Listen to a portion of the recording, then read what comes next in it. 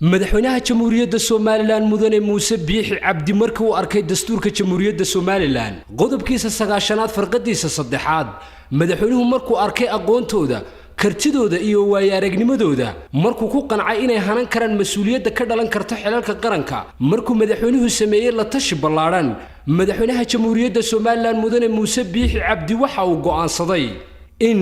محمد أحمد عالي يوسف تيمبرو لقى بلعبة تاريخ لما وهذا قدوميها قبل كسناق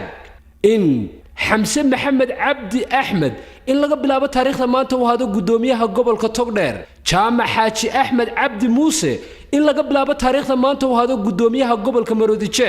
إن عبد الرحمن أحمد علي موسى لقى بلعبة تاريخ لما وهذا قدوميها قبل كأوضل إن محمود علي سليمان رماح laga bilaabo taariikhda maanta uu hado gudoomiyaha gobolka Gabiley in Yaasiin Maxamed Shide Ibrahim laga bilaabo taariikhda maanta uu hado gudoomiyaha gobolka Hawd in Ahmed Maxamed Xaashi Ducaale laga bilaabo taariikhda maanta uu hado gudoomiyaha gobolka Saraar in Mawlid Maxamed Nuur Warsame laga bilaabo taariikhda maanta uu hado gudoomiyaha gobolka Salal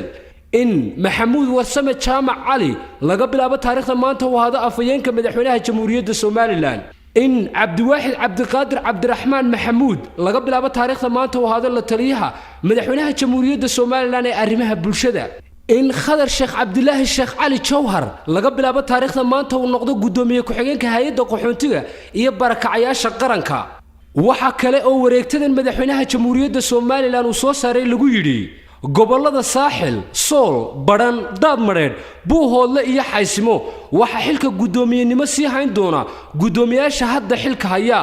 madaxweynaha jamhuuriyadda Soomaaliland mudane Muuse Biixi Cabdi waxa uu wareegtadiisan ku yiri mas'uuliyiinta xilka wareejinaya waxaan uga mahad celinayaa sidii xilkasnimada lahayd ee ay u soo guteen waajibaadkii qaran muddadii ay xilka qaranka u hayeen wareegtadan ka soo baxday qasriga madaxtooyada Soomaaliland waxa ku seexan madaxweynaha jamhuuriyadda Soomaaliland mudane Muuse Biixi Cabdi